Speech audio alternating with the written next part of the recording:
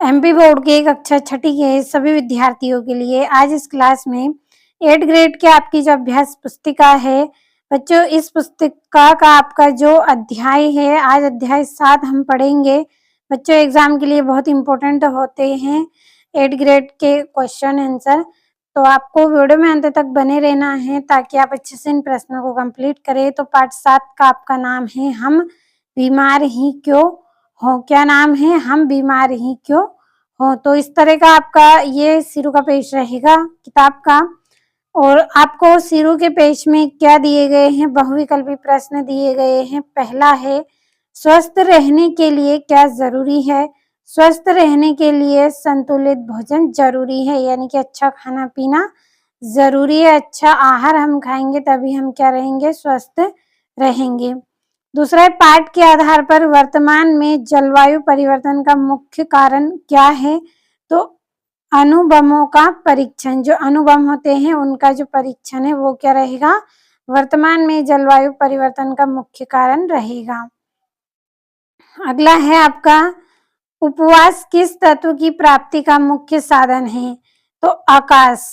जो उपवास है वो किस सब तत्व की प्राप्ति का मुख्य साधन है? आकाश का है। अब अगले प्रश्न की ओर बढ़ते हैं। तो अगला रहेगा आपका जिसमें जीवन नहीं होता वाक्यांश के लिए कौन सा एक शब्द प्रयुक्त होगा? जिसमें जीवन नहीं होता है वो क्या होता है? निर्जीव होता है। क्या होता है? निर्जीव। अगला प्रश्न है आपका वायु तत्व की प्राप्ति का अन्य साधन क्या है? तो इसका आंसर रहेगा तैराकी। क्या रहेगा? तैराकी। अब अगले प्रश्न में हम रिक्त स्थान की पूर्ति करेंगे। तो पहला है यदि आप प्रसन्न रहते हैं तो डेडेस तत्व की अधिकता होगी। तो किसकी होगी?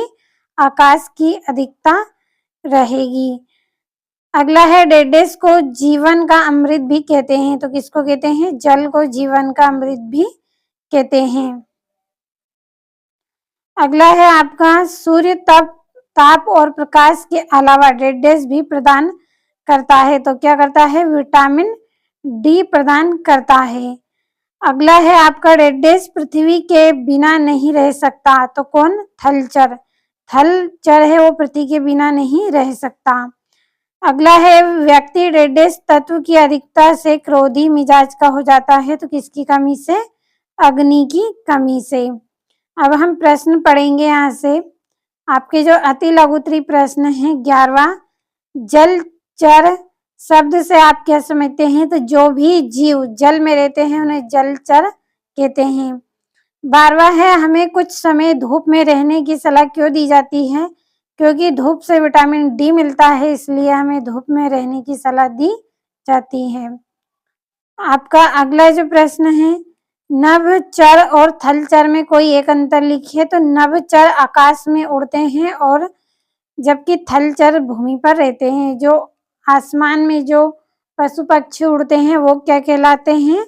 आपके नभचर कहलाएंगे, और जो पृथ्वी पर रहते हैं वो थलचर कहलाएंगे। अगला है आपका शरीर के बनने में किन तत्वों का समावेश है? तो शरीर के बनने में पृथ्वी, जल, अग्नि, वायु और आकाश 5 तत्वों का समावेश है। शरीर जो हमारा है वो पृथ्वी, जल, अग्नि, वायु और आकाश इन 5 तत्वों से मिलकर बना है। बढ़ते हैं अगले प्रश्न की ओर। तो यहाँ से आपका लघुत्तरी जो प्रश्न है 15वां, दिए गए बिंदुओं पर 2 वाक्य लिखिए। जो बिंदु दिए गए हैं इन पर 2 वाक्य आपके कौन से बनेंगे? संतुलित आहार। संतुलित आहार में सभी आवश्यक पोषक तत्व होते हैं। यह शरीर को स्वस्थ और मजबूत रखता है। दूसरा है व्यायाम। व्यायाम से शरीर स्वस्थ और चुस्त रहता है। जो व्यायाम यदि हम करेंगे तो हमारा शरीर एकदम स्वस्थ रहेगा और चुस्त रहेगा। हमें प्रतिदिन व्यायाम करना चाहिए। अगला आपका प्रश्न है हम आहार में क्या लें जिससे हम स्वस्थ रहें? तो हमें संतुलित आहार और पौष्टिक आहार लेना चाहिए। भोजन में फल, हरी सब्जियां, दाल, दूध और अनाज शामिल करना चाहिए। ये सब आहार हमारे लिए क्या है? फायदेमंद है। ये हमें स्वस्थ रखते हैं।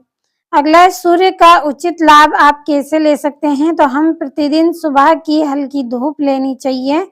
इससे शरीर को विटामिन डी मिलता है और हम क्या रहते हैं, स्वस्थ रहते हैं। अगला है आपका, आप वायु तत्व को प्रदूषित होने से कैसे बचाएंगे? कोई 3 उपाय लिखिए। तो पहला, अधिक से अधिक पेड़ लगाएंगे। दूसरा, कचरा और प्लास्टिक नहीं जलाएंगे और वाहनों का कम उपयोग करेंगे। इससे क्या है, वायु तत्व प्रदूषित होने से हम बचा सकते हैं। अगला आपका प्रश्न रहेगा, मानव के कौन से कार्य नभचर को हानि पहुंचाते हैं? तो मनुष्य पेड़ों की कटाई करता है, वायु और ध्वनि प्रदूषण फैलाता है, कचरा जलाना और रासायनिक पदार्थों के उपयोग से आकाश प्रदूषित होता है और इन कारणों से नभचरों का जीवन प्रभावित होता है। नभचर यानी कि आसमान में जो जीव जंतु रहते हैं, उड़ते हैं, उनकी बात यहाँ पे हो रही है। तो किस तरह से हम उनको नुकसान पहुंचाएंगे? पेड़ों की कटाई करके, वायु और ध्वनि प्रदूषण फैलाएंगे हम, कचरा जलाने और रासायनिक पदार्थों का उपयोग से क्या है, वातावरण आकाश प्रदूषित होता है और इन कारणों से जो नभचर होते हैं उनका जीवन प्रभावित होता है। अगला आपका जो प्रश्न है, अग्नि तत्व हमारे शरीर के लिए क्यों उपयोगी है? शरीर में इसकी कमी की पूर्ति कैसे की जा सकती है? अग्नि तत्व भोजन को पचाने और शरीर को ऊर्जा देने में सहायक है। यह शरीर के तापमान को बनाए रखने में मदद करता है। इसकी कमी की पूर्ति संतुलित भोजन करने और नियमित रूप से सूर्य की हल्की धूप लेने से की जा सकती है।